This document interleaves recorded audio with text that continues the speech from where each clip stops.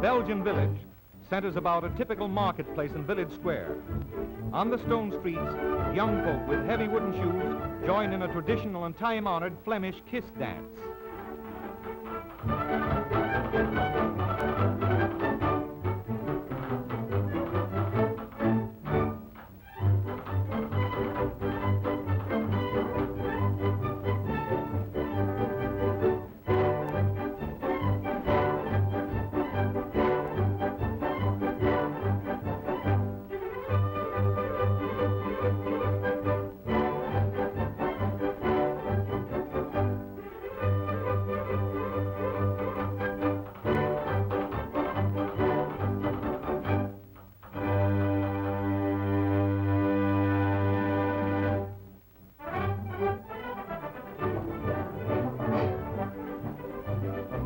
Faith, and here's a bit of old Ireland with beautiful carlines and a jaunty jaunting car.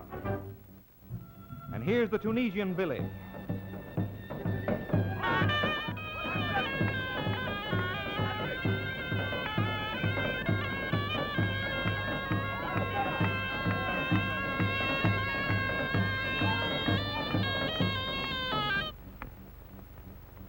Ladies and gentlemen, this is the Tunisian village, as you see the name above the doorway, representing Northern Africa, the Great Sahara Desert. Here is where you will see genuine Bedouins as they live on the desert. You will see the Arabian tumblers, gun spinners, sword fighters, and the dancing girls of Tunis, featuring Asia, who is conceded by the Bey of Tunis to be the greatest of all dancers. If she's good enough for the Bey of Tunis, she must be good enough for you. Tickets over here, 25 cents. Let's go, everybody. The spell of the Sahara Desert is brought to Chicago by these nomadic tribesmen, who intersperse their new-learned Western games with feats of skill and strength. Tunisia, like other villages at the fair, peoples an accurate setting with authentic characters.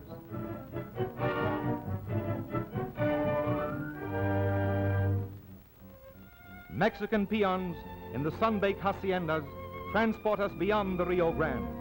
Here, as in the other villages, folk songs and dances are presented.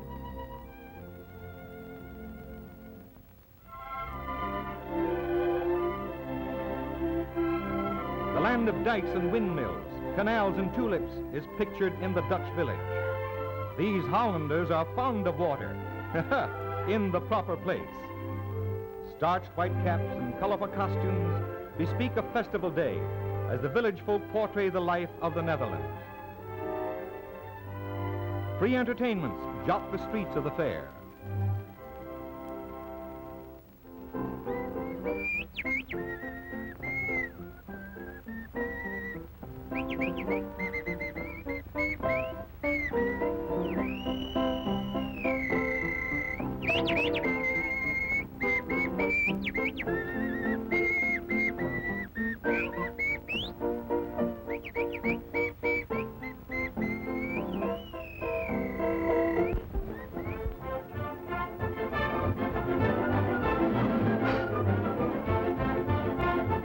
Wings of a Century, a pageant drama, depicts the development of transportation through 100 years of American history.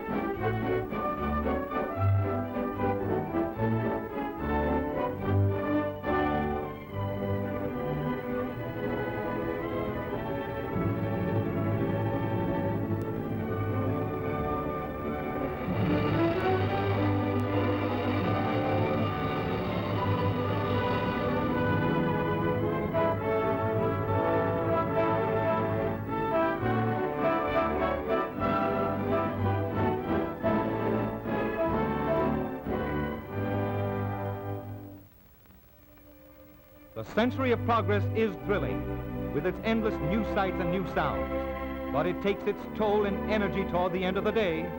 You've heard about hot dogs at the fair. Well, here they are.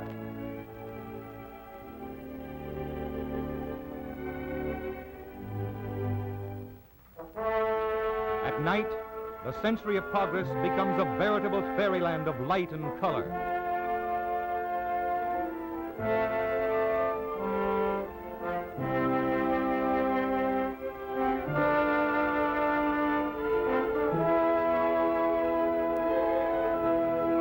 Billions of candle power light the grounds in the sky above. As nightfall clothes the marvels of the day with the enchantment of night, the fair takes on the appearance of a modern Baghdad.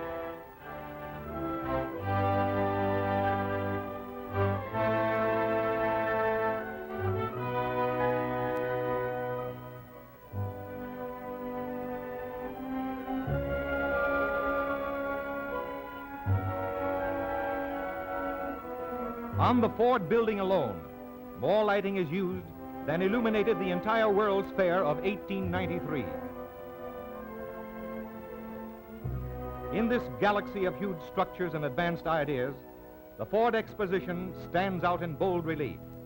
The Ford building is nearly 1,000 feet long, tower as high as a 10-story building. The Ford Exposition covers an 11-acre tract along the shores of Lake Michigan. It is surrounded by landscape gardens, from which the tall white walls of the building rise in striking contrast.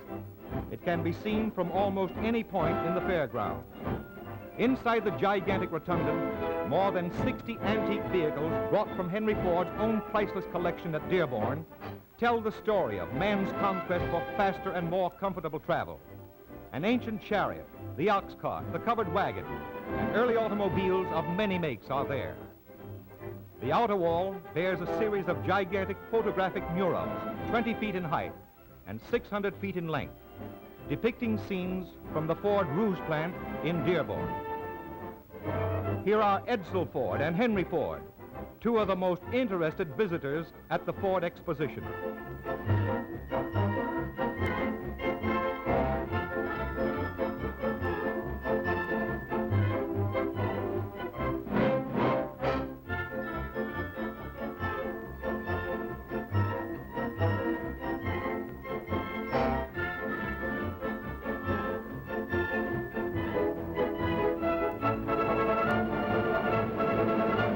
In the center of the huge open court, a revolving globe map, 20 feet in diameter, shows on its surface the vast extent of the Ford industrial world.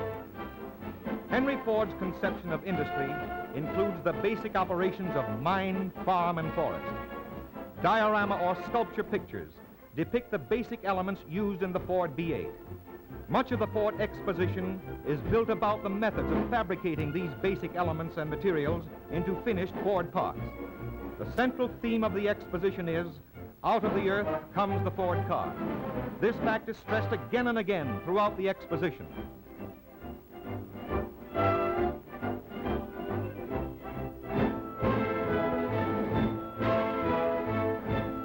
More than 5,000 firms supply material for the building of the Ford B8. 21 of the largest of these have displays in the Ford building.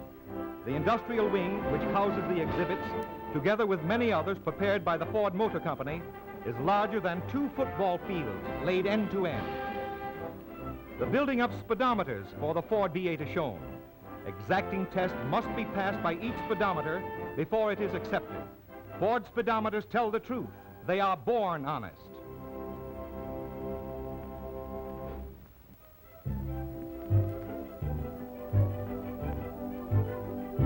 Here, automatic machines cut gears for Ford at great accuracy.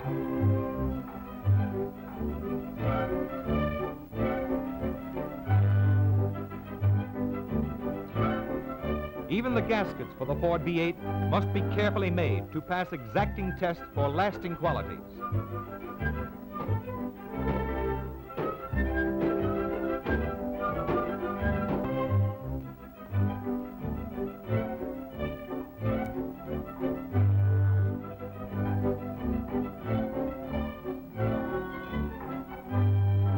intricate looms weave upholstery for the Ford V8.